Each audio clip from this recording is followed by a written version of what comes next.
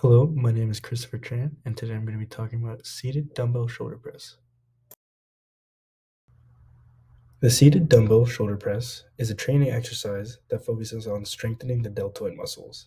The triceps and the upper chest are also incorporated within this movement.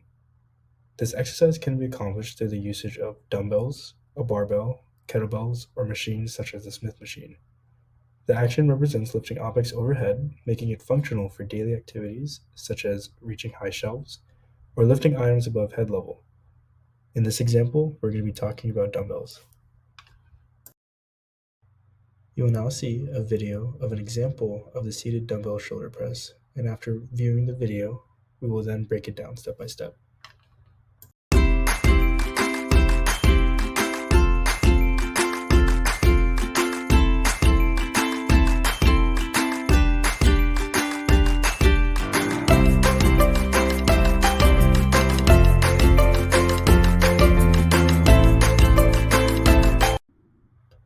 Now that we've seen this training exercise as a whole, we're going to talk about the action steps involved within this activity. As seen, we're starting in a seated position with a straight posture.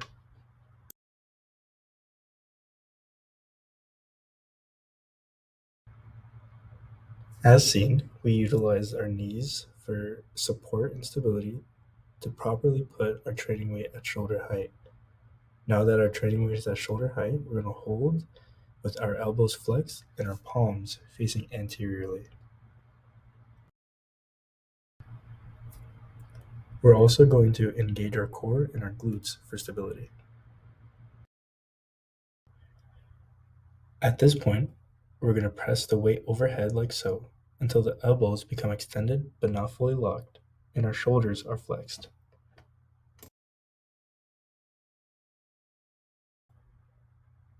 Now that the weight has been lowered down back to starting position, this action and movement can be repeated based on the set repetitions. A few things to keep in mind in regard to the positions of the body that is necessary to complete this movement include our feet and how it's shoulder width apart for stability. Our hips are neutral to avoid excessive arch of the spine. Our core is engaged to maintain an upright posture and brace for spine stability. And in regard to shoulders and arms, our elbow is flexed between 70 to 90 degrees within the starting position. Our wrists are also aligned with forearms to avoid excessive strain. So some unique and defining characteristics of the seated dumbbell shoulder press includes the breathing technique, where inhalation occurs while lowering the weight towards the starting position, and exhalation occurs during the press of the movement. In regard to stance and posture, our seated position provides more isolation of the muscle group. There are two types of grip variations, one being pronated grip, as seen, and the palms facing anteriorly, versus a more neutral grip, where our palms are facing each other during the movement. In regard to range of motion, full extension overhead while maintaining control throughout the movement is a key concept of this action. Now we're going to start off with some aspects of the joints involved and the degree of range of motion. For instance, in this starting position, there is 90 to 100 degrees of shoulder flexion within the shoulder joint or the glenohumeral joint. On top of that, there's also abduction, which is between 60 degrees to 90 degrees. Both abduction and shoulder flexion work simultaneously within this movement.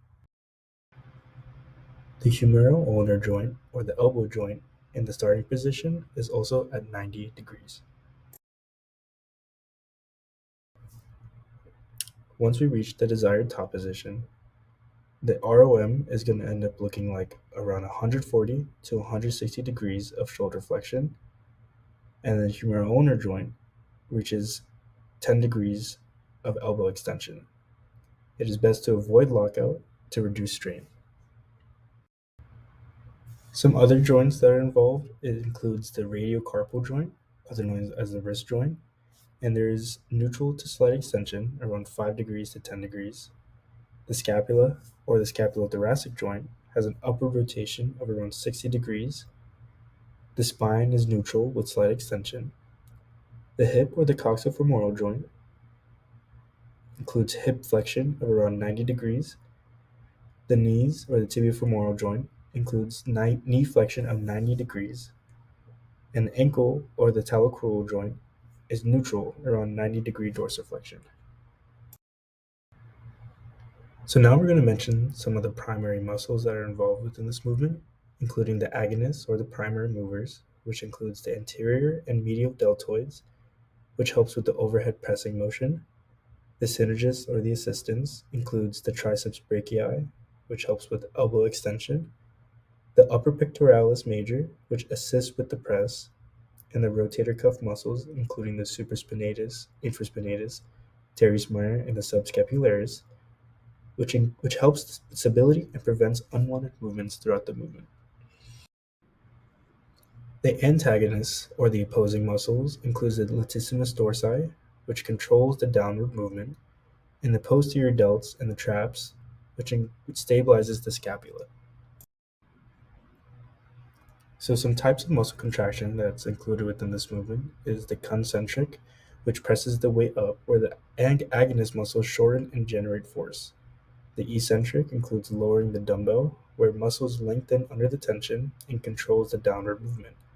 In regard to isometric muscle contraction, lockout at the top position includes no change in muscle length and holds the weight overhead without movement. So next we're going to be talking about an impairment or disability that can affect this movement, which includes swimmer's shoulder, which is also known as the subacromial impingement syndrome, and occurs when the rotator cuff tendons, particularly the supraspinatus, becomes compressed under the acromion during overhead movements such as the seated dumbbell shoulder press. Symptoms of this disability/impairment can include pain, weakness, and inflammation, making this exercise difficult.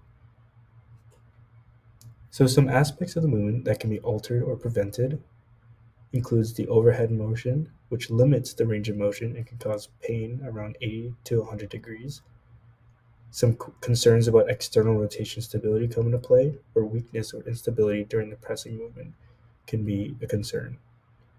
Upward scapular rotation, in regard to this, poor control at the top of the movement can occur.